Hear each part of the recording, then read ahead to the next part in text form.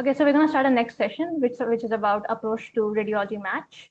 So today we have with us two incredibly accomplished and experienced IMGs who have paved their path towards radiology match in the US. First, I would like to introduce Dr. Vibhor Wadhwa, who's an interventional radiologist. Dr. Vibhor, you can just turn on your camera. Sorry, Dr. Wadhwa, we just made you the co-host. You should be able to unmute now. All right, thanks, Ishaan. Thanks, Annie.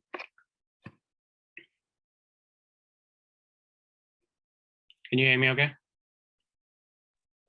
Yeah, we can hear you, Dr. Vibhor. I think Annie is facing some issue with her internet.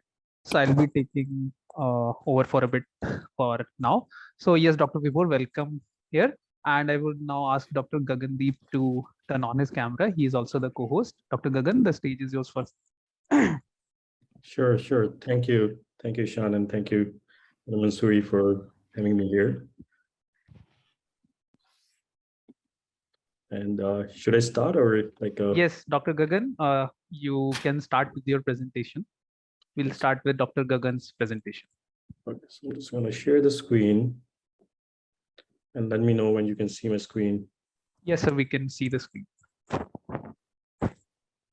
perfect. Okay, so can you see my slide, the radiology match? Yes. Okay, perfect.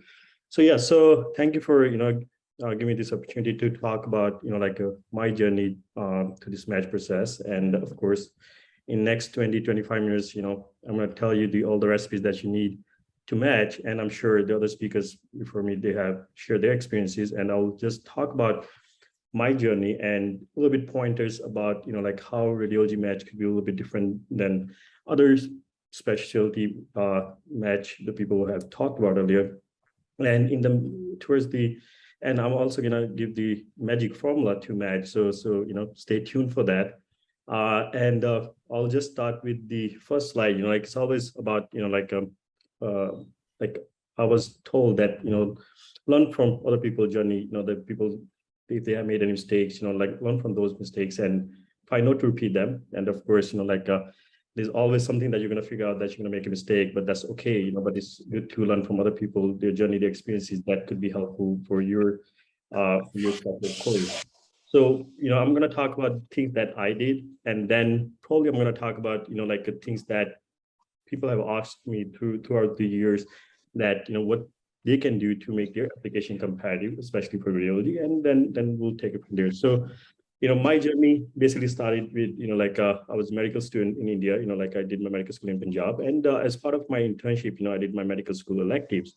So it's all about, I was listening to Dr. Mansoori lecture yesterday as well, there's certain checkboxes that you need to meet. And that's what I was told, these checkboxes, you meet them. And I'm not going to talk about scores. I mean, that's already out there, you need to have, but there are other experiences that matter more. Of course, you need to have basic scores to get you in the door, but in radiology and other comparative specialty, there are other experience that matters more. And I did my medical school radiology electives in the United States. I did 1 month at Harvard, at Bethesda Deaconess, and a month at Case Western University in the University Hospital. And I rotated in the neuroradiology department, neurointerventional suite. I was kind of already tuned towards, that's where I want to go, but that's okay as long as you have radiology electives that will help you. And of course, those 2 months of experiences, once they helped me to understand the healthcare system and also the radiology practice in the United States, but on top of that, it helped me, get important LORs, which became very vital later on in my journey. So those experiences that I did, I would recommend anyone, if you can do those electives, they're definitely helpful. And after that, I went back, I finished my medical school. Then I was like, okay, now I'm going to apply. I have all the scores. I have electives. I have LORs from Harvard, Case Western. I think I'm in, so, but that's okay. As long as you know what you want, it's okay to do. And then I was like, what I need to do is to find some observership. I just have to back there and then apply. And that's the year we're talking is 2013. And the importance of electives, I didn't realize at that time wasn't just the experience LORs, but the context I was building, so who do I reach out to? I reach out to my people that I worked with. And of course, one of them, gave me the opportunity to come here for doing observership / research. And I came here, while I was doing my gaining that experience, I was, trying to look for it, because at that time I took my step 3. I was like, okay, all the check boxes are done. Now, like what else I can do? Then I was reaching out to other people for research experience, because whoever has gone through this process, it could be multi-year process, as long as you know what you want, you have to be prepared for the worst, and of course, if the best happens, you're good. So I was like, okay, if I have to stay long here, what else I can do? And I was talking to people, and radiology is a little bit, I think, specific in a sense that, research holds a lot of value. That's my personal experience, because there's nothing much clinical you can do, so yeah, you can sit next to someone and, see them, doing or like dictating cases, but, everyone knows, you're not dictating. It's different than medicine or psychiatry or other places where you can do externship, you can do more hands-on experience. Radiology, you're just sitting up there. So it's basic observership. So like, okay, research probably would be the way to go. And I started knocking doors while I was there. So the one point I want to bring is observership or those electives, those are important experiences, not just because you're getting experience, but also you are now into the system, and many doors will open once you're there. So I started knocking doors to some of the labs over there at Case West, and we had amazing biomedical engineering department. And, and one of the labs, gave me the opportunity to sponsor J1 at that point, research, and even offered to pay, which is like, I have, from the time I've seen that it's not that, easy to get paid positions. And I was lucky to have one offered, but that happened because I was there, I was physically there, and people introduced me to that opportunity. And I was like, okay, now I'm going to take it. Now it doesn't matter. It take a year, 2 or 5, as long as I'm paid, I can stay here. I'm only time I'm going to finish. And this, research position is until I get into the residency. But that was my thought process. But of course, that helped me. Again, I will talk about how those things, at that time I was just shooting in the dark, trying to, have those doors, and I was trying to make sense of it. I like, okay, research position, I'm going to take it. Of course, that helped me a lot. I was working in AI at that time, which was kind of in 2015, you think about, was in very early infancy stage, especially in radiology, and was more like a taboo, which I later realized, when I was interviewing, I like, okay, you're working AI, they're going to replace us. So things change, of course, but it was good experience, I learned a lot. And while I was there, I was also working with the culture program, so one of the role that I had for my paid position was to look for the, transformation research projects, at Case Western Reserve University. It's a big university. They have, clinic and university hospital, and look for projects that has the potential to commercialize, like translation research in next 12 to 30 months. And we used to provide funding for those 6 or 7 projects, but then you need to have that 30 at least proposal for a particular year. And while I was doing that, I had to do a lot of market research, like a product market fit, the companies that can actually either do the, like a licensing agreement or even can buy it out. So a lot of those skills I didn't have, but that was part of my job requirement. One of the things that someone reached out to me, hey, what we have School of Management right across the street, would that be helpful? So I'm going to come to the next slide with that.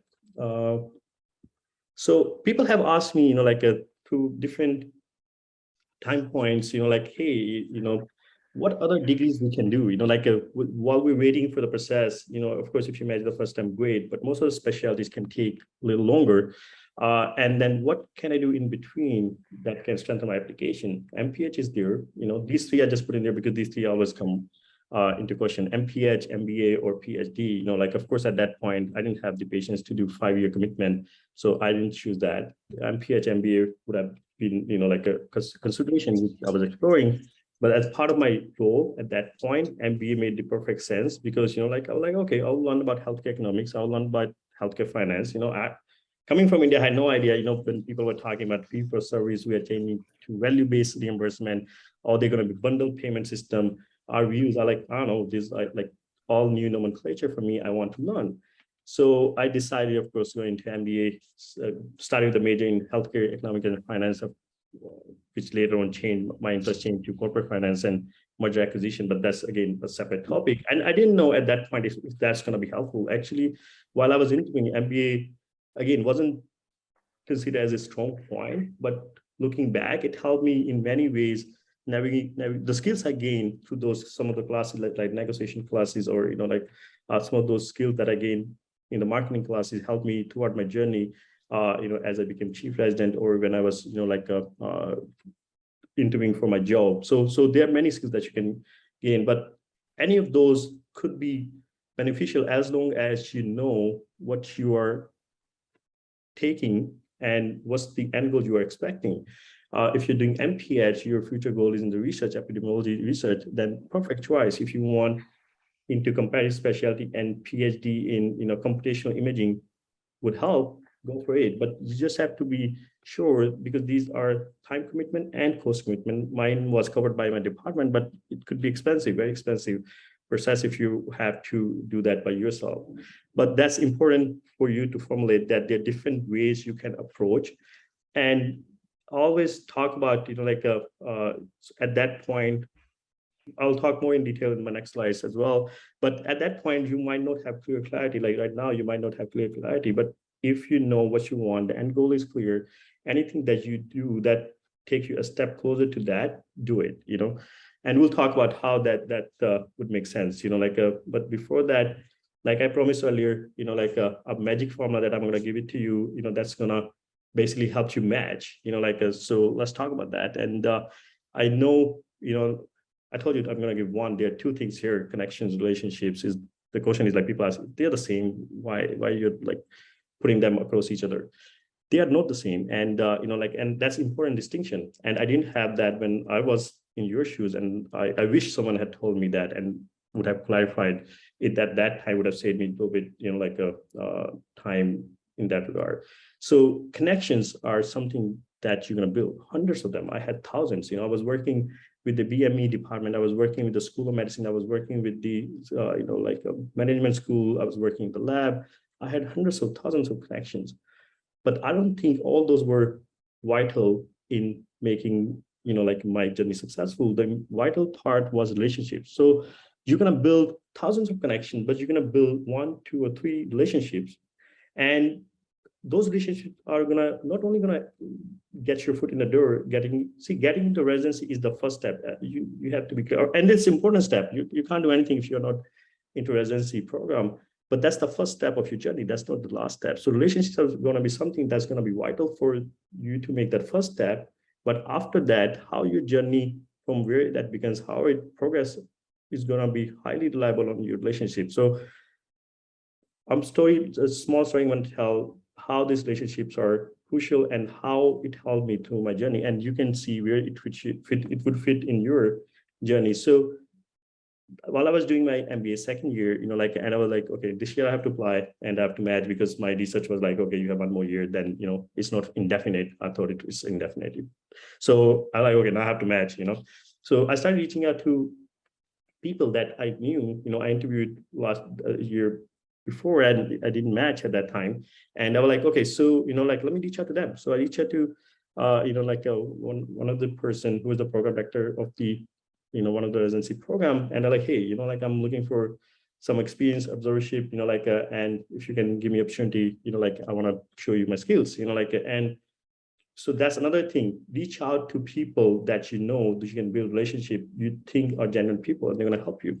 And I reached out to them, and they replied, hey, do you want to come here in August? I like, okay, sure. September application start, I can come over there August. And I went there.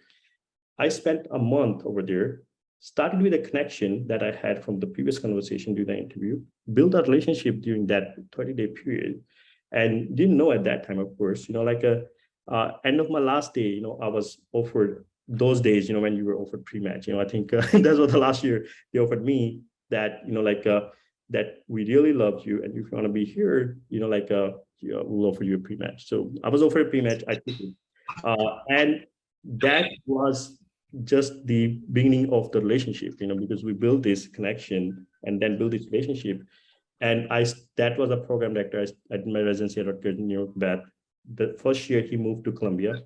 When I was in my first year residency, he moved to Columbia, and where I'm doing my fellowship. I'm at Columbia right now, and that person basically paved my way to Columbia. And you never know, I might end up here, for the rest of my career. But the important thing is those relationships not only will get you into residency. He helped me throughout my residency. All the research I did, if you see all my papers are with him. He was at Columbia, I was at NBI. We worked together. When the fellowship match came, I interviewed here, and I kind of knew I'm going to match even before the matches came, just because of the relationships. And there are many stories like that, but that's one I want to point out. That's very important. So focus on 1 or 2 relationships. It could be anyone. That those people are going to become your mentor. They're going to become your friend. They're going to become part of your family. And after that, like I was telling you earlier, like when I think Dr. Mansouri reached out and the other moderator reached out to me for giving this talk, I was like, can I just play a 20-minute video from Steve Jobs' video from his commencement speech at Stanford? So they were like, oh, I want to hear your journey, the Steve Jobs, But one thing I would recommend, just listen to that 20-minute commencement speech. But this is the one quote out from that speech. I want to bring it here. I think it's a lesson for life, at least for me, and that you can connect where you guys are right now. You're applying. And many of you, if you have an idea, clear cut, that's you're great. I didn't, so at that time, I was just shooting the dark. Like I was just, they were dot in the dark, and I had no idea what I'm doing. Of course, now I can make a story. Everything was super planned, and that was my master plan. It all worked out. See, I have MBA research, fellowship, radiology residency. But at that time, I had no idea what I'm doing. I was just shooting there. But one thing that I learned from that commencement speech is like, you can't connect the doors looking forward. You can only connect the door looking backward. So now if I look back, I can see, oh yeah, that was perfect journey. It wasn't a straight line. It was a zigzag, a mishmash. For you, it could be any shape. But the point here is that you have to trust yourself, keep moving forward, and you won't know where these dots are going to connect or how this is going to look like when you reach at your destination. As long as your goal is defined and this is moving in that direction, it can take any shape, but you have to keep moving. That's the most important thing. And you'll be able to, it will all make sense when you look backward. Like now for me, it's clear, but when you look forward, you will have no idea. So just have faith in yourself, keep moving towards goal. That's the takeaway. I think if one takeaway you wanted from this 20 minutes talk is this one. And this, I just want to touch base because when people are asked, it's not like alternate pathway, like you're doing something else, but I think it's very pertinent to radiology. And I'm not sure if other specialty, they have something similar, but not many. In radiology, you can have alternate pathway, which is called, actually IMD's alternate pathway for ABS certification. That's the name. If you have training from your home country, like India or anywhere, it has to be 3-year MD or DNB. It can't be 2 years or 4 years. It has to be 3 years. And then you are eligible to apply for this alternate pathway. What it gives you is, the first thing is like people ask, home residency help or not? Yes, you can. If you have home residency, you apply for radiology, you're going to be very competitive. But second thing is, you don't even have to do residency here. All you need in the end ABS certification. In this pathway, there's certain program. Columbia, I know one person is doing. You apply for big academic centers. The condition is you have to spend 4 years in the same institution doing your advanced training, like 3 years, like different 3 fellowship and 1 year in research or mix of one or other, but 4 year in training before you can sit for your core radiology exam and certification exam thereafter. So that path exists over there. So just if anyone has a specific question about that, who already has a training from their home country, I would love to answer that off chat or in the QA session later. But yes, if you have residency, you can apply directly. You will be a strong candidate. If you don't want to repeat the residency, there's alternate pathway for you to think. And there are very few institutions that does, because you have to have like big enough setup to support 4 years of fellowship training. But these options are there. I know one who did at Case Western. I know one who is doing it at Columbia. So that exists. And before I wrap up, and this is a thank you slide, of course, one thing I want to say is, if I can do, anyone can do. I wasn't the smartest kid in my school. I wasn't smarter kids in the high school or even in my med school. I was average or maybe below average. I don't know how you grade that. But one thing I had was, you have to be persistent. So as long as you're persistent, you will achieve your goal. You will reach your final destination. You will get what you want. You don't have to have best scores. You don't have to have combination of all those things. as long as you're persistent and you're drawing doors towards your goal, your journey will fulfill and you will see how it takes a shape when you reach your destination. So have faith in yourself, be persistent, and you'll get what you want. Thank you. Thank you, Dr. Singh. That was an incredibly insightful session. And I'm pretty sure a lot of questions were already answered by this thorough presentation of yours. And we're going to take question and answers at the end. So we have 2 more speakers right now, and then we can take the Q&A session. And now I would like to introduce Dr. Vibhor Wadhwa, who's an interventional radiologist currently practicing in New Hampshire. He graduated from Maulana Azad Medical College and completed his radiology residency from the University of Arkansas, and then his IR fellowship from the prestigious Weill Cornell. He has authored over 100 research papers and been the recipient of numerous awards and scholarship. And so with that, I would like to give the stage to Dr. Vibhor, if you can just share your journey with us. Thank you, Annie. Thank you, Ishaan, and everybody in the organizing committee for inviting me to talk. Congratulations, Gagan, for all your achievements. You've already done MBA before your residency. That's incredible. Something that some of the attendings of co-attendings of mine are doing. So congratulations, Gagan. I don't have a presentation prepared, so my face is your presentation. So, hate it or love it, here I go. I'll keep it short so that we have more time for questions. At the end, most of the stuff that Gagan has covered, I won't repeat. Approach to radiology match, that's the topic of this presentation. So my journey has been a little bit more straightforward. That's how the journey of most of you applicants will go. So I graduated med school, entered 2008, graduated 2014, started my residency 2015. And then fellowship, and now I'm an attending interventional radiologist in New Hampshire. During my med school, I applied for research electives and Johns Hopkins, and that's what got me into radiology. Was that a luck of the draw, you can say, that I applied for electives and I had options of few specialties, and I chose radiology because it was very popular back home. It's very popular in this country as well, and I didn't know anything about radiology. So I just wanted to explore a little bit more about the specialty. So my journey has been a little bit more straighter. That's I hope that you get some benefit from my journey and my experiences. I'll just touch upon a few things, how to approach the radiology match. A few things that are important and a few things that are like peculiar with the radiology match. First thing is the scores. We all know the data is out there. Gagan mentioned as well. Radiology median scores tend to be higher than other specialties. You can go to NRMP website and see the median scores. And I can tell you for a fact that programs, yes, they do use filters for the scores just to filter out the applications, because I've been a part of those committees, and there is no way that they not use the filters. Obviously, they are not hard filters, they are soft filters, but yes, they do use filters. They can be 230, 235, 240, depending upon what test they're looking at. But yes, there are score filters. Second is observerships, research, US clinical experience. So radiology is a unique field, as Gagan mentioned.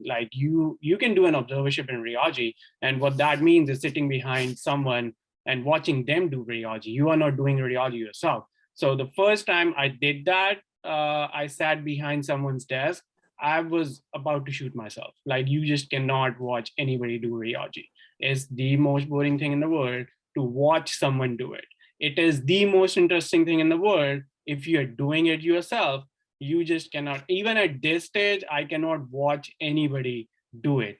I can do it myself for hours and hours, but that's just an unfortunate, it's unfortunate for the med students because they cannot contribute to radiology. You can go to surgery, you can go to medicine, you can go to any specialty, you can see the patient, present the patient, things like that, but there is not much you can do in radiology because our medical school experience in radiology is limited. So what do we do then?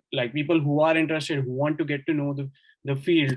And the pure answer is research. You have to get into research. Gagan mentioned as well, and I'm reiterating as well, you have to go for research, you have to publish, you have to find good mentors. And there are multiple ways of doing that, but there is no way around you getting into radiology without doing substantial research in the field, because that will show your interest towards the field.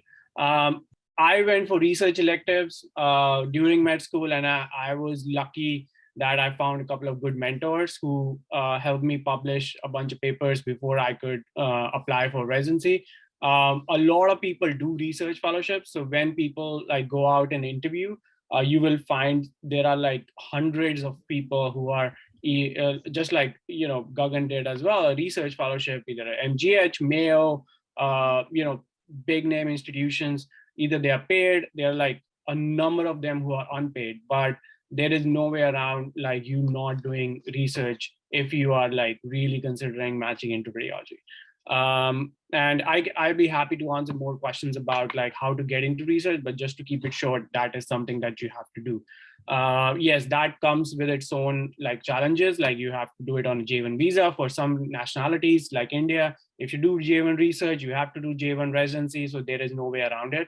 But that's just like how the journey will progress for most of you. Coming to like, you know, when you get into research fellowship, or when you get into the elective, or when you get into observerships, what do? Like, you know, Gagan rightly mentioned, you build connections, you build relationships. They are not the same. I 100% agree. You will build so many connections, but there are only very few mentors who will go the extra mile to help you. Either they will call the program director, or they'll email the program director, or text the program director, you know, like, and I'm at a stage that I do that for people as well. So a lot of people approach me, but, you know, they are my connections, but the people that I have relationships with, I make a phone call for them. And a lot of people make that distinction between like who are the connections and who are the relationships. So you have to, and how to convert your connections into relationships, not by bugging them. You have to work hard. Like you have to show your mettle. You have to be, you know, the best in whatever you're doing. You're doing research, you have to be the best at that. If you're a resident, you have to be the best resident, and you have to like, you know, prove your worth. Because this environment is not the same as, you know, maybe some of us are used to, like, I'm a son of this, I'm a daughter of this, you know, etc. It doesn't work like that. Your merit is prime in, at least in this country. So convert those connections into relationships. That will help you in the long run as well. And just one thing I want to mention, like this research fellowship, or the research that you do to get into residency, it will help you in the future to get into fellowship, and it will help you get in the EB1 green card line as well, if you need that as well. Okay, most of you will need a green card eventually, and if you are from a nationality such as India, where the backlog is like really bad, you will be looking at applying for EB1. So it does help out with that as well. So there are long-term benefits of that. Next, coming to the application process. So radiology has about, I think, 150, 160 programs. There might be a little bit more, but that's the last number I remember. You have to apply to a prelim program as well as a radiology program. People who have applied already, they probably already know, but if you don't know, the cost of application kind of almost doubles, because you do have to apply for a number of prelim programs. Some people say 70, 80, you know, some people even apply to 100 programs, but you have to apply for those. Plus you have to apply for the radiology programs. There are only 10 or 12 categorical radiology programs in the country. Most of the radiology programs are advanced programs. They start 1 year after you match, and in that 1 year, you do your prelim. If you partial match, if you match into prelim and not into radiology, or if you match into radiology and not into a prelim program, and you cannot secure that prelim year, you have to let go of your radiology seat. So you have to be, you know, cognizant of the fact that you have to apply for both and match into both at the same time. Now, I'll just briefly touch on the visa issue, like how the visa works in radiology. We all know like J1 and H1 are the primary, like kind of the visas that we come and do a residency at, if you need a visa, like most of us do. If you want to secure H1B visa for radiology, you have to have a prelim program and a radiology program, both willing to sponsor H-1B visas. So it becomes very hard to get H-1B into radiology because of that fact. Otherwise, if the prelim program does not offer H-1B and the radiology program does, then you have to take a J1 in the prelim, and or vice versa. If the prelim program says we are going to offer you H-1B and the advanced program says like we don't take H-1B, you have to come on J. So you have to,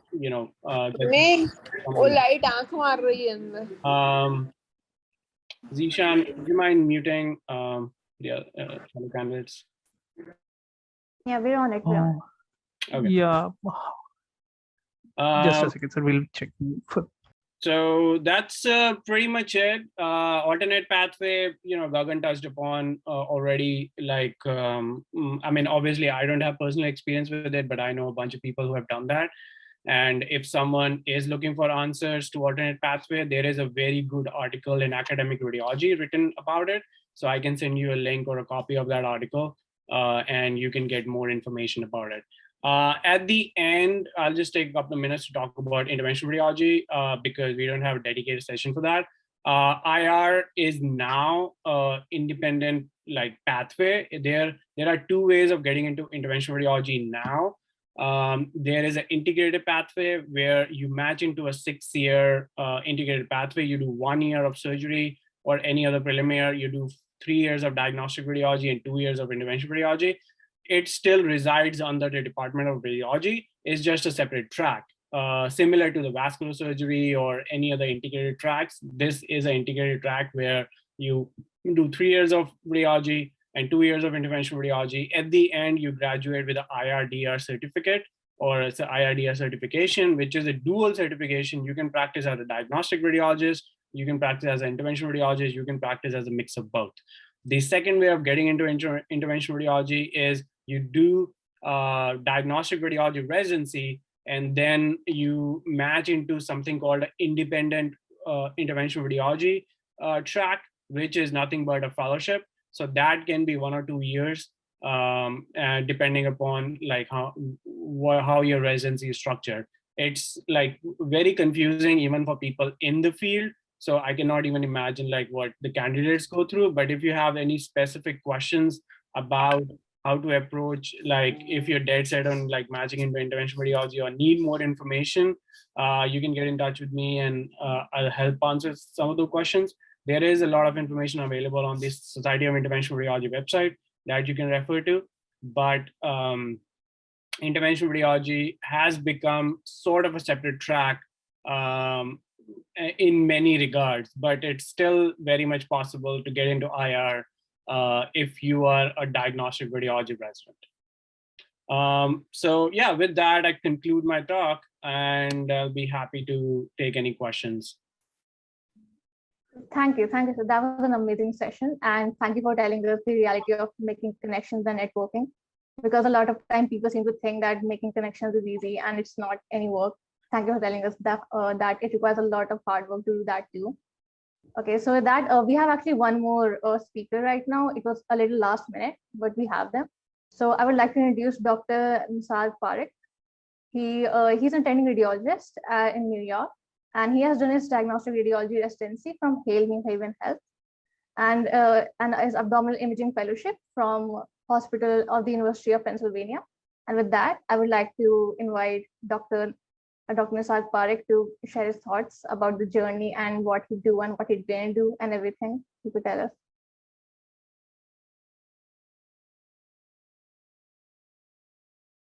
Dr. Parikh.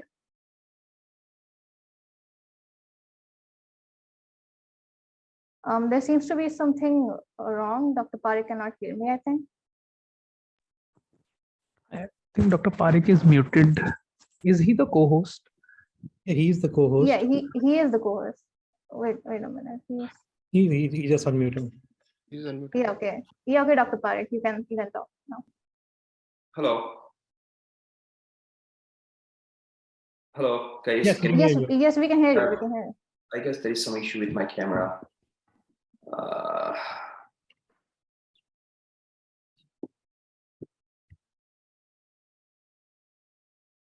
Okay, hold on.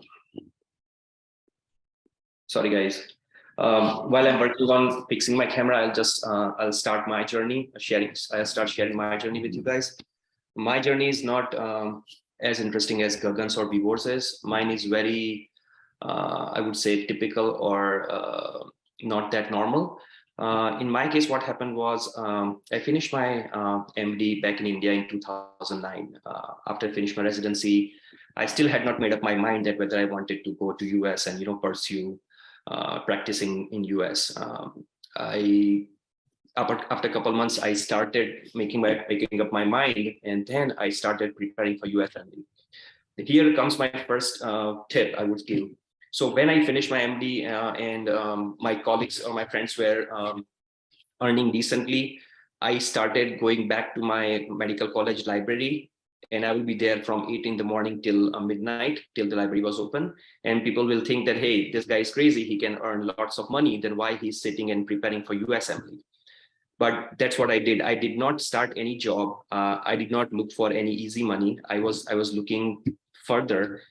I took my step 1, 2 CKCS, and then I started doing job just to earn some money, so I don't need to ask for money from my dad for the US trips and all those flights and accommodation and everything. Then back in 2012, when my wife was doing observership in US, at that time, as Gagan and Vibhor said, I was actually applying for the alternate pathway, or at that time it was called 5th pathway as well. What you do is you do 4 years of different fellowships in the same institute. One has to be research, and the other, they will give you whatever they have vacancy for. But at that time, I came across several of my friends who had, there were issues with their 5th pathway. What happened at that time was there was some not recession, but there was some downtrend in the radiology, and many of them could not finish their 4 years. You have to have 4 continuous years of fellowship in one area. If God forbid, after 2 years, if they discontinue the program, then you will have to start back from zero from other program. So still I wanted to do that because, I didn't want to do the prelim year. I wanted to, just get it done in 4 years. But then what happened was one of my, as they said, between the difference between a connection and relationship, when I was a resident, one of my attending, he was preparing for this exam and stuff. He was doing residency at that time. And one day I was in Tampa, my wife's observership, and he texted me. He was like, one of our candidates for current year opted out and we have a vacancy. So in January, I went to the store next, I buy a jacket, buy a suit, flew there. On the Monday, I gave the interview and they matched me. And the best part at that time was I did not have to do prelim year. One thing I would say, guys, things have completely changed. And nowadays you will have to do prelim year. There are hardly few programs which won't require prelim year. They basically considered my internship back in India as their prelim year, and they allowed me to start from the 2nd year. I was super lucky. And then it was relatively easy. 4 years of residency. Then I did 1 year of fellowship, and then for last almost 4.5 years, I'm in a job. My journey may not be relevant or may not be helpful for you guys, and for that matter, you should have to listen to and do what Gagan and Vibhor said. But I was just lucky. I was at the right place at the right time. But it may not happen with everybody. And that is the important thing. You cannot foresee what's going to happen. But what you have to do is, so when after many years, when I asked my friend who was my attending back then and who helped me, and he was like, I saw you when you were 2nd year. He was my attending. He was like, you were 2nd year, and I saw that you were standing up for your juniors. You were not lying. You were not talking behind their back. You were very sincere with your work, and that's what I liked. So many programs, I would say not many, less number of programs, they like trained candidates, like my community program where I did in Bridgeport, Connecticut, because so academic programs attendings have different mindset. They are really into grooming residents, teaching, but my program was run by a private group. And for them, when they recruit candidates who have previous experience, it makes their life easy. in the sense that, they were getting prelim reads from attendings. So they have to have less changes. They have very easy, so RVUs, I don't want you guys to go into details of RVUs and stuff, but they can get more work done in less time. They don't have to spend more time on grooming. So my program and several community programs, they would prefer candidates like me. But I'm talking about back in 2013. So things might have changed, and I'm sure they have changed. But those programs will take candidates like me, and so they can get their work done easily. They will also take one candidate or so. In my program, out of 4, they will always take one candidate who has good research profile, but they will keep 2 or 3 candidates like me who can get things done faster. So, but as I said, my situation was completely different, and it may not be the same with you guys. That's pretty much it. I don't have any other exciting things about my journey. It's a simpler, straightforward, but that's what got me here. Yeah, thank you, Dr. Parikh, for that wonderful session. And with that, I think we can start taking questions now. There are some questions in the chat. The first one I think is directed towards Dr. Singh. Dr. Singh, someone is asking that you talked about the alternate pathway, right? And how a radiologist who's already practicing in India can then move to US. So a person is asking, does a dedicated research position help, or is it required, or a person can directly apply for it? So again, like I have seen my friends who have done that. I don't have personal experience, but for that, like you can apply directly. So the friend I know recently who is at Columbia doing the alternate pathway, she trained from India. She was working in Dubai, and then her husband matched in New York. So that's where she reached out to me looking for positions, and then I just guided her to Columbia because that's where I was going for my fellowship, and she secured the position. So to answer in short, you don't need research position before that to apply for any alternate pathway. That's the requirement is home country MD or DNB equivalent 2-year training. And if you have any research experience, of course, it will make you better competitive candidate for that pathway. But like I think as Vibhor mentioned, one part of the 4-year is that 12 months of research that you can do. I don't know if it's mandatory, maybe it is, but 12 months are secured, at least at Columbia.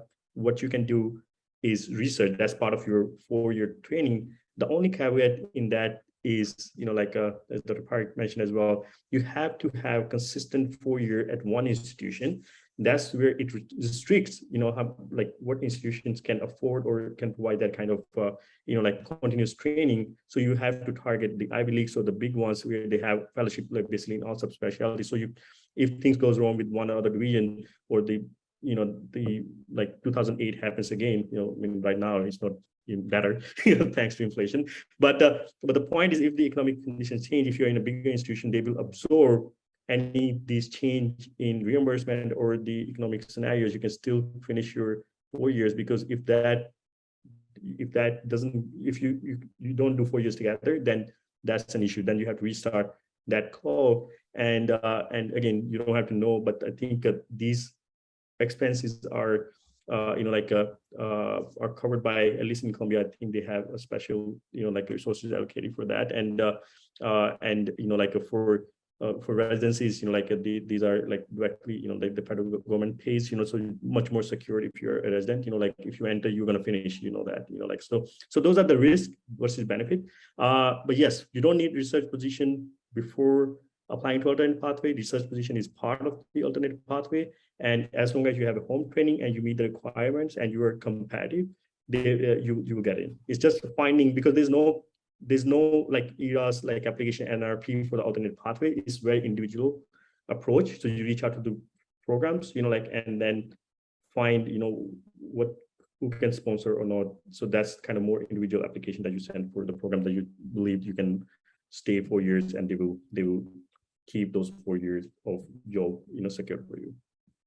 So the one thing I would add to that, to Gagan's thing, is that just a couple of things just to make it clear.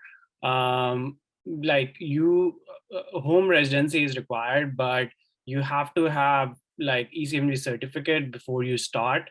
So without USMLE exams and without ECMG certificate, it's impossible to come here, come to the US. I know in some other countries it's a little bit different, but in the US you have to have ECMG certificate. The second thing is the 4 years at one institution, they don't have to be in fellowship. If the institution chooses to, and you have enough experience, they can hire you straight as an attending.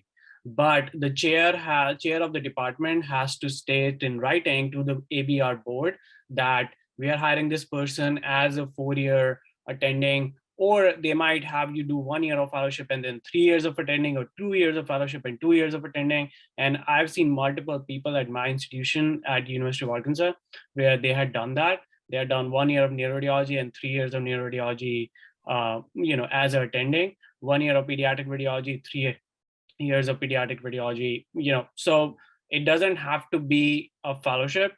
And also just differing a little bit with what Gagan said, yes, you should look at the bigger institutions, but there are so many more opportunities if you go to the smaller institutions, because that's where they need the people.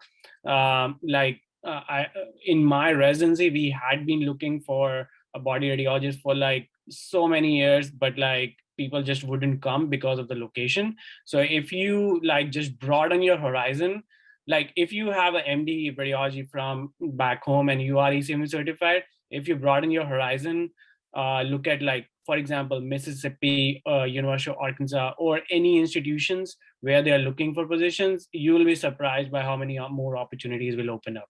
So the bottom line is it doesn't have to be 4 fellowships. It can be 1 fellowship, 3 years attending, but it has to be 4 years at the same institution. Yeah, thank you. Dr. Parikh, would you like to add something to that, your own experience?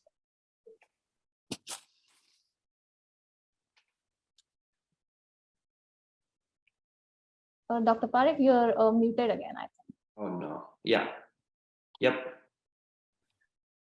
Yeah, so I have also seen a few of my friends who did 1 or 2 years of fellowship and 2 years of attending.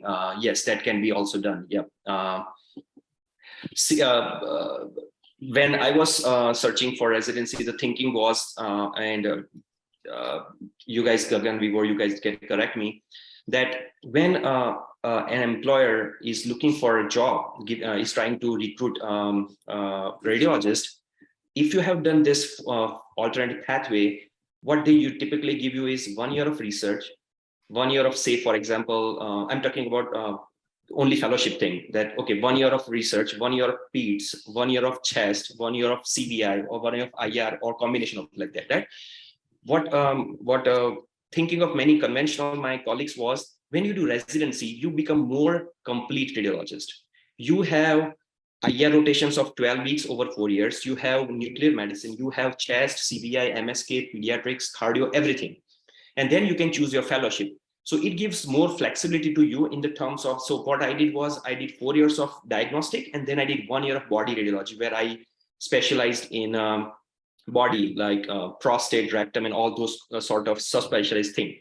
Now, when my employer is looking for a candidate, he will have one candidate who is well versed with everything with specialization of body, or he will have a candidate who may be 1 year in chest, 1 year in CBI, 1 year in MSK, and 1 year of research. So he will say, hey, I know that this guy is great in chest, CBI, and MSK, but I don't know how he is with neuro, how he is with body. I mean, he will have to realize that, hey, you were trained well in your in your home country, but the candidate like me, I thought that were more comfortable in most of the things, and they knew that he was trained in US, and they rely more on the level of training in US than obviously in the other countries.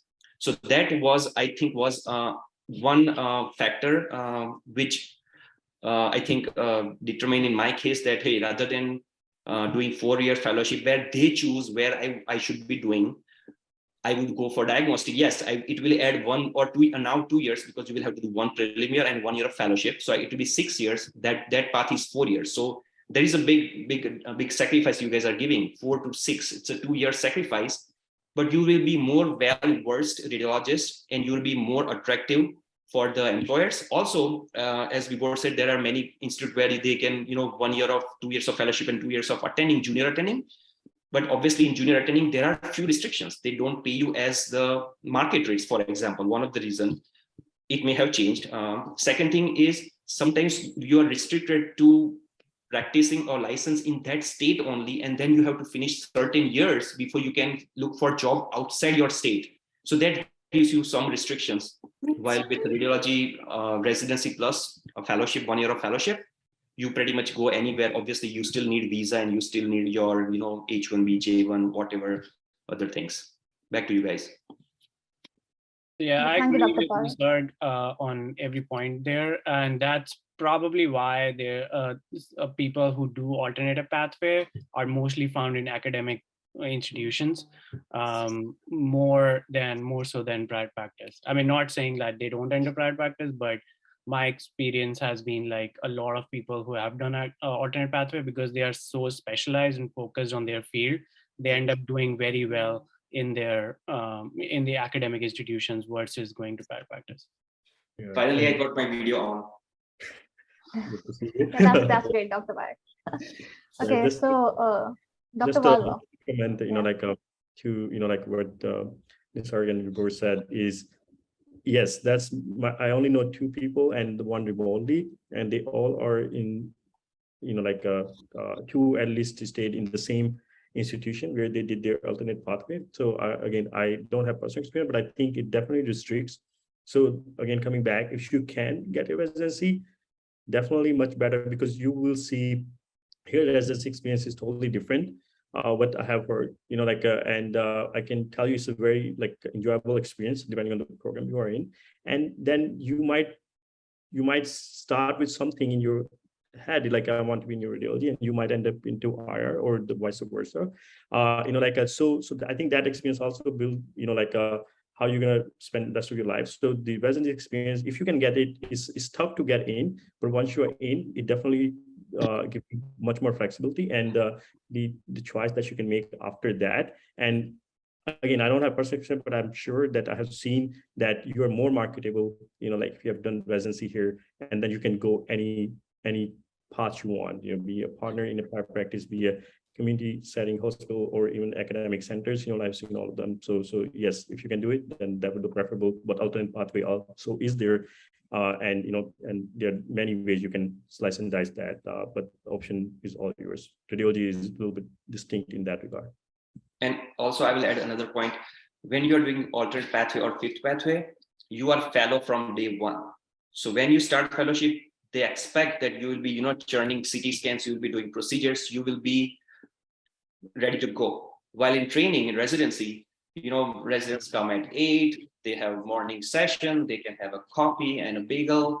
9 o'clock, they will start working. Before noon, they will have a pager, attendings to say, hey, relieve the residents. They will go back to lunch conference. They will take lunch and they will go back. But fellow, you start at 7 in the morning, you work till 7 in the evening. You have no life, Monday to Friday. Weekend calls, as a fellow, you take weekend calls as attending. So you have ER, you have 6 scanners, you have 4 MRs, you have many x-rays. They are churning x-rays and CT scanning, and you are on fire. And next day morning, your attending will rate you. Hey, Nisarg, you missed that acute infarct. Hey, Nisarg, you missed that. So fellowship is difficult. Obviously, you are a junior attending, but paid like a resident. So that's also a difference. So in your 4 years of your alternate pathway, you won't have any much social life. You will be working very hard. While residency, just think of it 4 years stretched into 6 years. You'll be relaxed. You will be a first year. You are like always pampered by your seniors. So in radiology, first year is the easiest. And 4th year is also easiest, because in 4th year, you are preparing for your boards. You go to 1 month for Washington for your conference. You have many other things. So 2nd and 3rd year is the work that you work more. Also in 3rd year, you will start interview for fellowship. So you can also choose what you want. Right now, IR is not an option anymore, but you can go MSK, neuro, body, chest, CVI, you can choose that. So that is also another difference between 4 and 6 years. Thank you, Dr. Parikh. Okay, Dr. Wadhwa, you talked about the importance of research and how much you should be interested in it to show to the programs that, hey, I want to apply for radiology. So I want to ask you that how does an undergrad student in India, especially, actually approaches the professors or the doctors about going about the research, or what was your experience in research during UG? So I did what everybody else does, and probably that's the way to go, is you draft a very professional email, you make a very professional CV, and then you reach out to the professors directly on their email, saying that it depends on what kind of position you're applying to. If you're applying for a research elective, I went to Johns Hopkins for that, and tons of students go there. Then you mention that I want to come for a research elective for so and so months.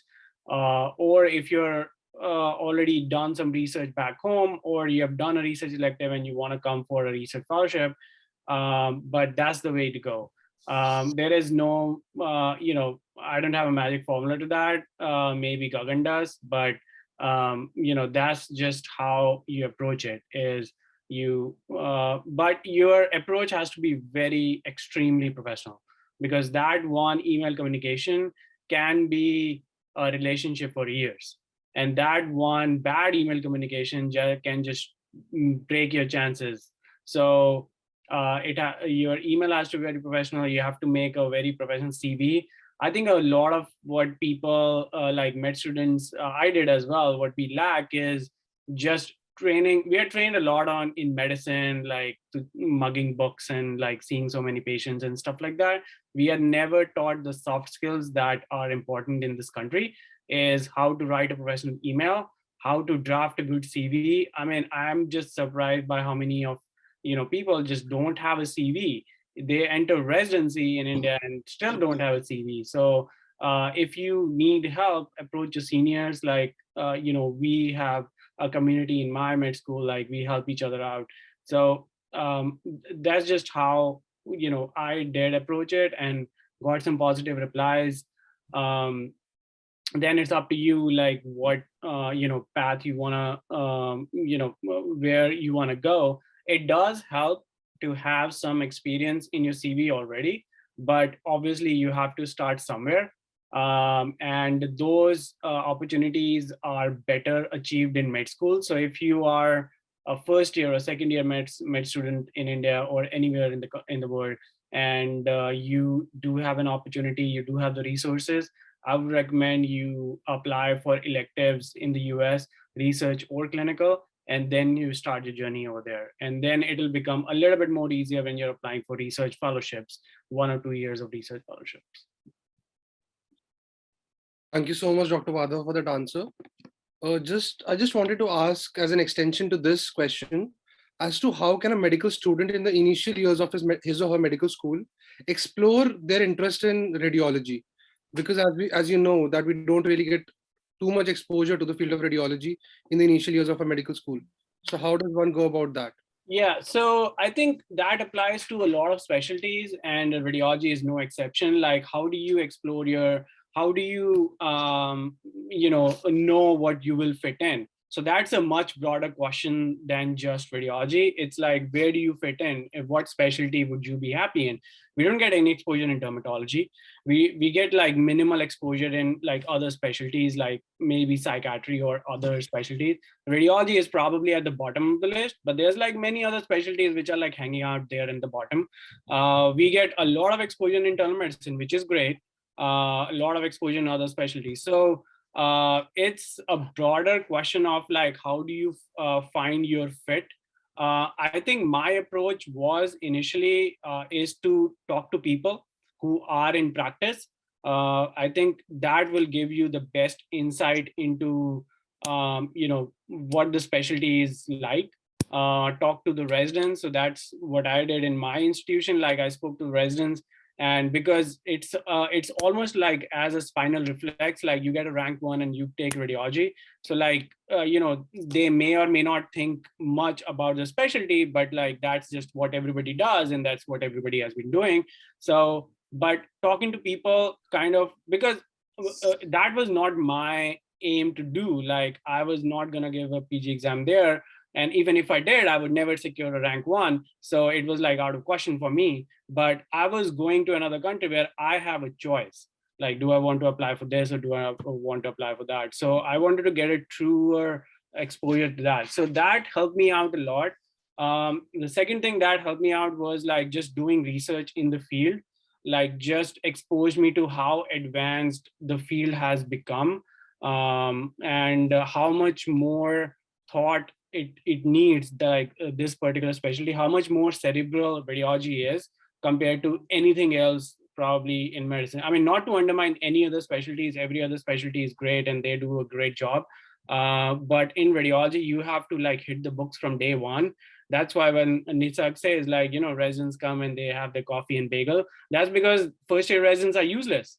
Like you enter radiology and you're gonna do anything. I mean, I couldn't even read a chest x-ray. Like, what do I say in this? So like you have to hit the books hard. So it's a very cerebral specialty.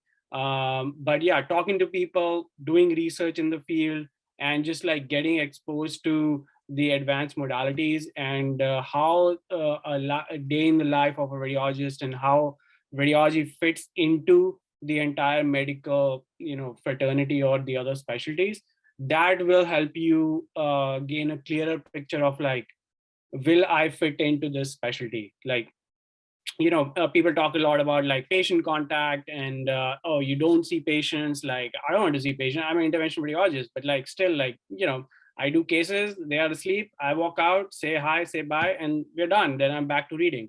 And that's just how my practice is. But like, yes, some places do have a robust interventional radiology clinics. Like in my fellowship, we followed every single patient. You can choose to do that. You can choose not to do that. Some people like patient exposure. You should not probably go into radiology. If you like patient exposure, but not that much, you can go into radiology. You can have a balance. So that's the best thing that I liked about this specialty was like, but like those insights came after I spoke to people. Like you cannot read blogs and just like make your decision. So that's what my, approach was. Got it. Thank you so much for your answer. I guess you covered everything very beautifully. Annie, you can continue the session. Yeah, okay. So the next question is actually directed to all of you. And since I'm very interested in radiology, so I tell people that I'm interested in radiology. I tell the doctors, I tell my batchmates, and the first thing they say usually is, "Oh, radiology, isn't that just going to be replaced by artificial intelligence?" So if you could just clear that myth about AI in radiology, that would be great. So yeah, I'll just go first on that. And that thing has existed since forever. And it's the same as, when they invented autopilot and they were like, oh, the pilots are going to lose their job. And they are probably not losing their job because so many flights are getting canceled. So again, like what I tell students and who approach me is, if you are a little bit worried about AI being replacing radiology and stuff, just like think about this. Your career decisions should never be based on speculation. Your career decision has to be based on facts. What are the facts today? The fact is radiology is a thriving specialty. It is like the core of the hospital. Any single hospital you walk in and you take a right or left and radiology is right there. It's always on the ground floor. It's never away from the, because that's where every patient ends up. The emergency department design is made so that it's close to radiology. So the fact is it's a thriving specialty. It is like compensation wise, it is well paid. More and more people are joining the workforce. Population is getting older. They need more imaging. So that is a fact. Speculation is something completely different. Like, will this planet survive 10 years from now? We don't know. So that's all speculation. Now, just like moving away from philosophy on that answer, is AI coming in the picture? Yes, we in our practice use AI softwares as well. And believe it or not, but just for using the software, Medicare pays a little bit more money for us to use that. We use that for lung nodules and we use that in breast imaging. We actually use them for some other stuff that they're like installing in our systems. Does it work? probably it's a flip of a coin. Like, does it find lung nodules, which I probably wouldn't have? Maybe, but does it find a lot of other shit which I don't care about? Yes, all the time. Like, it just tags every single like lesion that it sees as a lung nodule, whether it's a vessel or whatever. So it's there. It's not perfect. I don't know what the next 5 or 10 years would like bring into this. But again, like, if you're talking about career decisions, they should be based on facts and not speculation. Yeah, I can probably answer the next. I've been working in AI, like from 2015, and I've been part of the AI lab, and I'm planning to open or have, like my own lab when I start my attending careers. That's part of the negotiation that I'm doing for my job. So personal experience, and also, I've been in my previous program, which was a small community program, especially with the Rutgers University, and my attending used lab, because I was still working with the Case Western lab and Stony Brook lab, like running or developing, so many AI algorithms. We were actually, ARRC does this AI challenge every year. We were ranked 20 out of 900 teams all across the world, and we got the silver medal. So and my attending was like, you're trying to take away my job. You know what you're doing. I like, okay, so let me address that, because he's an old attending, like probably by the time it becomes more mainstream in radiology, like he probably would be retired, but that brought this important question: would what we are trying to do, would this replace radiologists, or what role would it play in the future?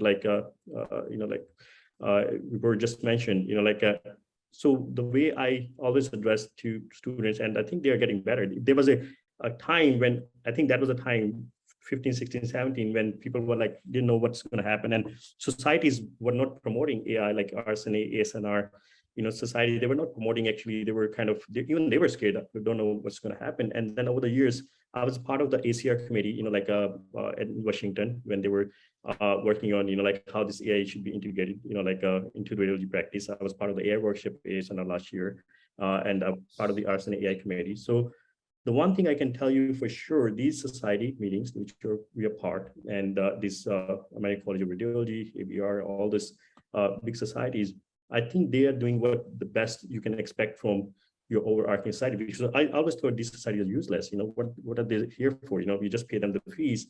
But it's going to happen. So the short answer is it's going to happen. And it would change a little bit how we practice radiology. It might take 10 years, 20 years. Of course, you want to plan for that. You're entering into a career which probably you're going to be at your midlife over there when this might become more mainstream.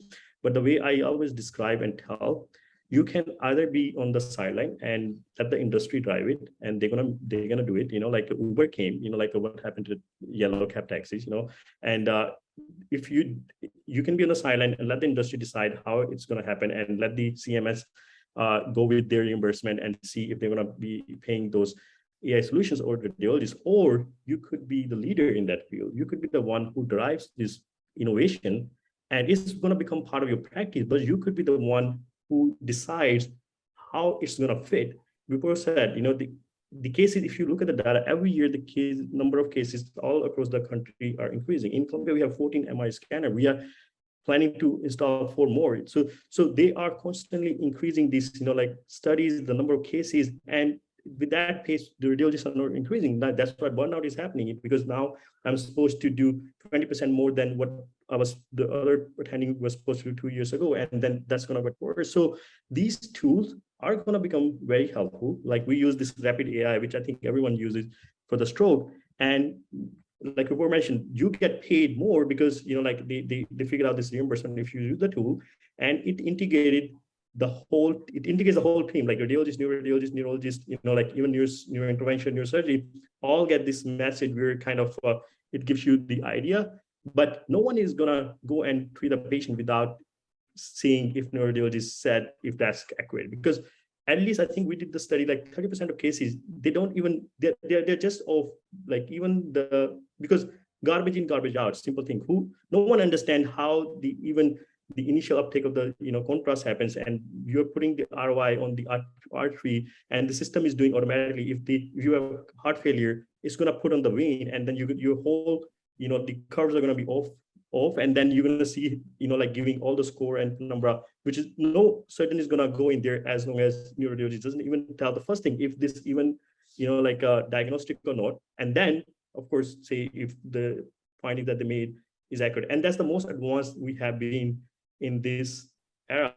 We developed this PE detection, algorithm that was part of the challenge. And yes, it had accuracy of 91%. So we're trying to integrate that as a prospective trial into one of our, where I was trained for that private system. So because you get all these studies, like overnight when you're on, you're doing your night shift, and whoever has done residency, they know you can, at one point, you can have 10 PEs and 20 other cases on your list. You don't know which one is positive. You open the 9 that are negative and the 10th one that's positive. You just open, I don't know, after an hour or 2 hours. That's where I think it can add value as a triage. So it can flag this case has a high probability of PE. You open that quickly, see if it's positive, dictate that first, So that's where I think it's going to help. Like there are systems out there. There's a, like AI doc that has system for the brain bleed, spine fracture, the simple thing.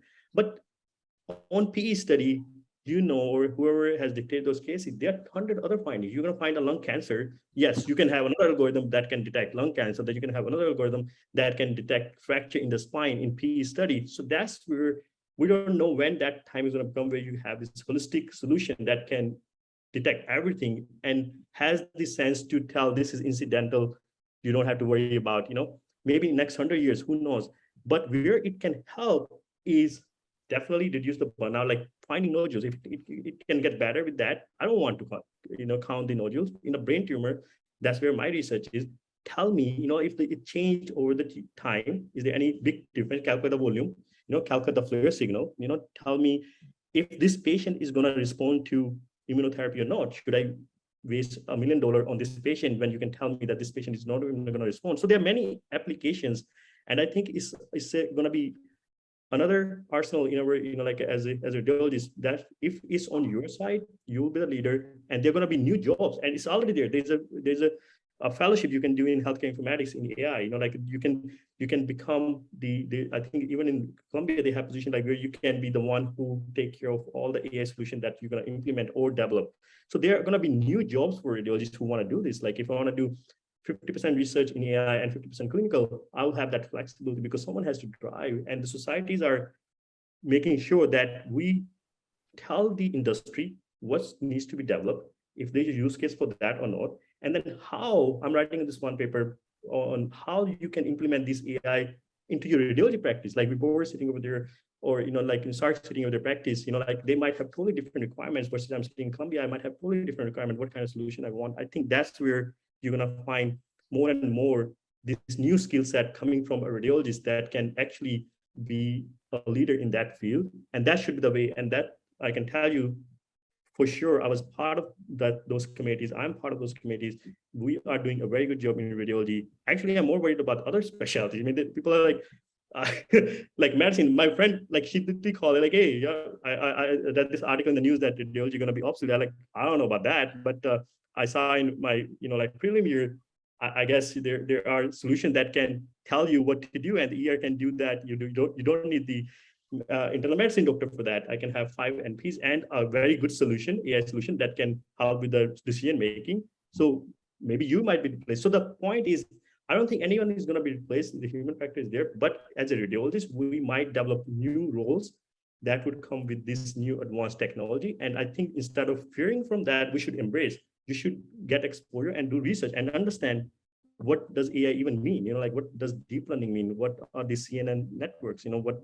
How they can become part of this whole solution. And like Vibhor mentioned very beautifully earlier, how do you see that you want to be a radiologist? What was the driving force? For me, it was a technology. It was never I loved medicine from the knowledge perspective, but for me, the driving factor was technology, because I wanted to combine the knowledge that I had from medicine and use technology to improve patient care in masses.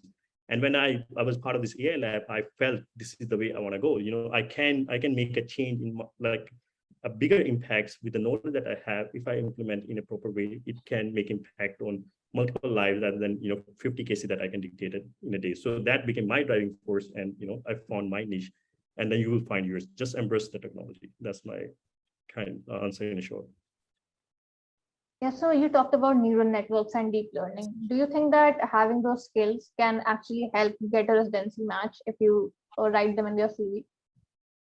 Oh, you mean, see, like, again, when I was applying that time, before I go to pre-match, I was asked to give a presentation on the paper that was just published in AJNR, which is American Journal of Radiology, about, the paper actually was, like computer extracted, features to help distinguish between radiation necrosis and treatment effect. So my program writer was like, wow, we don't know anything about this. Can you give a lecture? And I gave the lecture. After that lecture, I was offered the pre-match. So yes, you need to have certain skills. Now it's even better.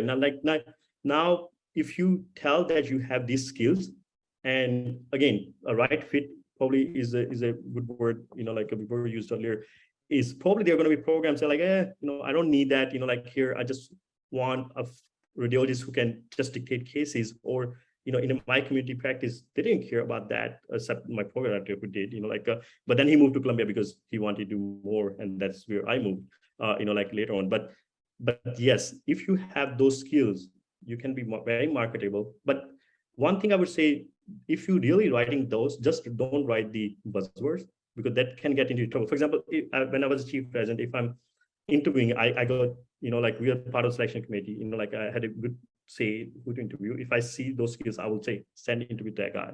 And then you come in and then you start again. I realize, yeah, you just heard those words and probably read in a blog, and, you mentioned that as a skill that can backfire. But if you spend time learning those, and you have papers or abstracts or anything that has that component, it can take you a long way, because everyone is realizing that's the way forward. And even if you are not going to be the one building the next AI solution in a community hospital, but if you have those skills, you can help find those institutions. Like when I was in my third year, my program director took me to RSNA just because they wanted to get some AI solution. And they were like, I want you to go with me, because when I'm going to be talking to vendor, I want someone who knows what they're talking about, who knows the terminology. So you can become very specialized in that way, but spend time before you put that in there. But if you have that, yes, it could be very helpful. Dr. Parikh, what's your view on this?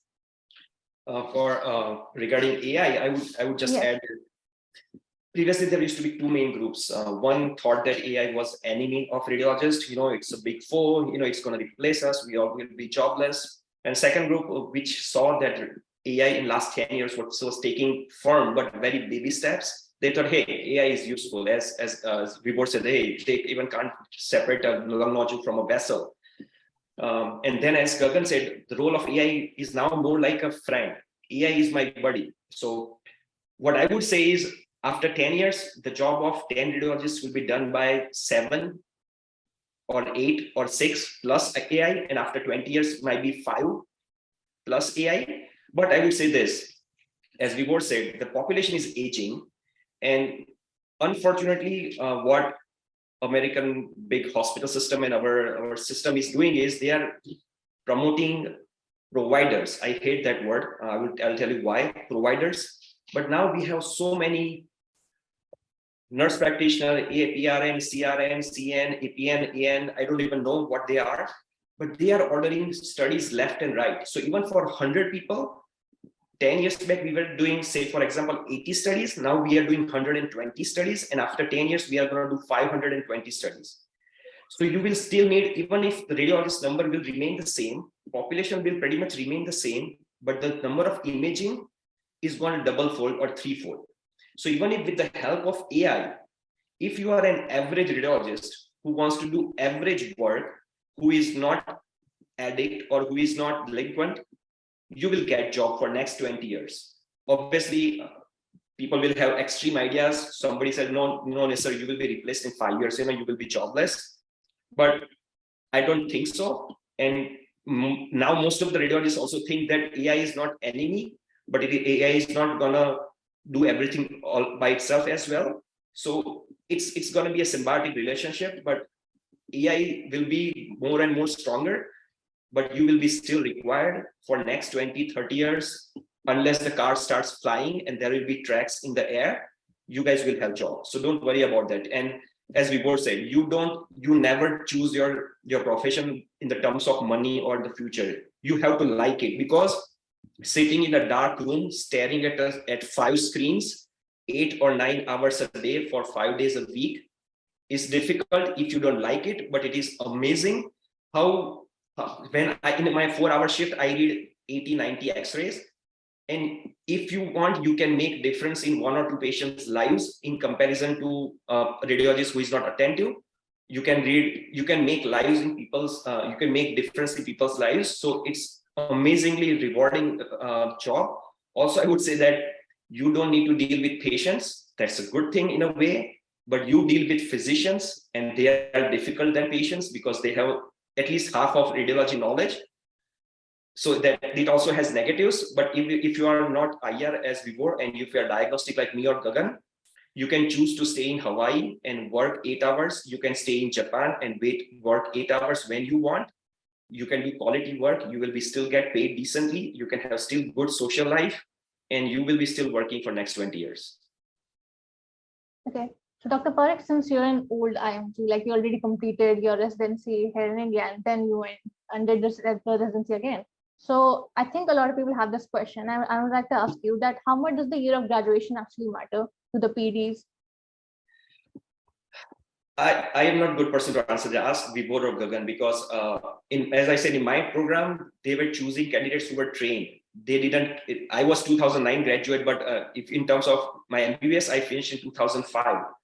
So in 2013, I was 8 years old IMG. After the radiology, I was still 4 years out of my MD and still took it. And in fact, they prefer this kind of candidates. So ask Vibhor, maybe they are fresh graduates and they will have more insight about this.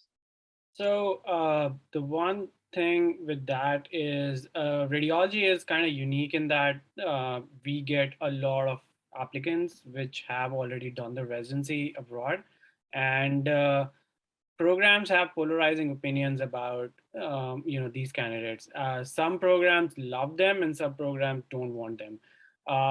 Some programs, it's probably based on their past experiences. Like when they get trained candidates, they're probably not as motivated towards the program. Even like in my program, it has had a mix of people who are already trained versus people who are like getting through the first time. I think a lot of academic university programs, as Gagan mentioned, I think they like to groom people into what their impression of an ideal radiologist or ideal physician should be. So they want somebody from scratch, like no knowledge of radiology, just a preliminary, and they would want to groom you into their impression of, okay, this is a XYZ trained radiologist, or like a Columbia trained radiologist, or Cornell trained radiologist, or etc., etc. So they want somebody with a just fresh, clean slate. Versus there are some programs which are staffed by private practice groups like Bridgeport Hospital, St. Vincent's Hospital. There's a number of other hospitals programs out there where obviously if they are private practice groups, they may not be as academic as the university hospital. So what they would prefer is someone to come in and day one take charge of the list, and so that they don't have to spend as much time with them teaching. So there are actually, like when I was interviewing for residency, I didn't like pay attention to that, but there are multiple models of like teaching in radiology. One is like you sit together and you check out every single study. So that's how my residency was. I couldn't even dictate like an X-ray and sign it off to the attending without them reviewing the study with me in person. COVID changed a little bit of that, but they would like sit next to me and go through every single CT and MR like sitting next to me. In some other programs, once you are like a little bit groomed, you sign off reports into the attending's queue, and if there are any changes, the attending would like tell you. If there are no changes, or they will make changes and just sign off the reports. So there are like, and that's not a difference between the private hospital programs and versus university programs. There are many university programs who do that. Like I did diagnostic shifts at Cornell, And that's what I mean, even though I was a fellow, so it didn't make a difference to me, but like I would sign off reports to the attendings queue and they would just like sign off. So if there were any changes, I would have to go back and look at them. So there are different programs view the two candidates differently because we have a number of them who do their residency, somewhere else and then come. I think increasingly, even people who have done residency, they choose to get into residency here. Like in my program, I think above and below me 3 years, there were like 7 or 8 people who had done the residency, like 1 or 2 per class, who would get into residency here and then like make their way through and do another fellowship or get into a job or something. So yes, it depends on the programs, and surprisingly, programs have polarizing opinions about that. Yeah, Dr. Singh, would you like to add something to that? Yeah, no, I think it was answered, like very clearly, but and I agree there are definitely polarizing opinion, and I have seen both sides. When I was interviewing, when I was in Cleveland, I was at one place, which is a community hospital of Case Western, one of the suburbs, and the program director just asked me. It was just a meeting in the summer or something, just to kind of introduce, and he asked me, "Are you trained radiologist from India?" Like, no. So he was like, okay, so you might not fit here. He was very, like upfront, and like, you might fit better with the university hospital or Cleveland Clinic, because here we take 2 residents. One we generally take who is trained, and one we take, who is not trained. So one can at least handle the work, and the other one we go. But in my previous program where I trained, it wasn't a big program. It was still a community hospital associated with the university. And I know till I was there till last year, and they had, the previous program director had very clear-cut criteria. Anyone trained, we won't take it. That was because of their previous experiences. I mean, again, but then the new program director, the change, I think one of the incoming class which I interviewed, he's a trained radiologist, like he's coming in, and the 2 are the fresh ones. So, and he's gonna put a test and try and see how this works out. But yes, it could be. And in Columbia, I think they are like Vibhor said, more academically, so they want fresh slate. If IMG is the only, then I have seen one match last year, which I was talking to her. She was working in Columbia research for 3 years, and eventually she matched there. Like amazing candidates, amazing scores. But that's if they're taking any IMGs in big places, they want them to be part of the system through research. So that's what, again, I want to say, research probably, radiology is unique. Research is one thing that will take you much further. You don't have to do, like a dedicated year, like, I did, but, like you can, thanks to COVID, you can start working. I'm working with a few students, like who are in India, like, and, as long as you show that you're part of this group, some group, and you have something to talk about, do that. And if, for example, if you go unmatched, in March, and then you already have built a relationship with someone, like not connection, you're working, you're part of the, like you probably submitted a few abstracts or even papers, they will make sure that you come in here and work with them. If I'm working with someone, and I start attending job, and if I find someone who worked with me and they were amazing, I'll make sure that for somehow, in my lab or someone else's lab, that person can come. That's where I always say, build relationships. They will go extra mile for you. I have a friend, I actually had one of my, like a student that worked with me to work with my, like friend's lab, so, and they offered her position just because I want, the person was so good. We were working, we built this relationship. I want that person to match. And then I went extra mile, putting my, like my credibility on stake. And that's what you want. And I think we are running out of time to summarize everything.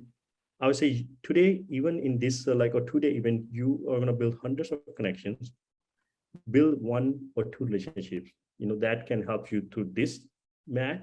If you want match, then something that can take you further next year.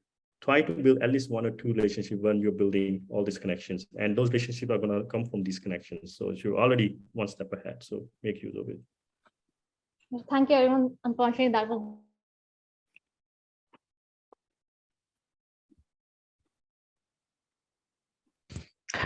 I think there is some issue with Annie's internet. So yeah, as Annie was saying, like this is like one of the best session that I have attended from the conference, and I just don't want it to end, but unfortunately we have to end it. And again, Dr. Singh, Dr. Vibhor, Dr. Nisarg, and we are like really enlightened to have this session with you. And again, thank you all for sharing the stage with us. Thank you. Thank you, sir. Thank you. All the best. Sure, thank you. All the best, everybody.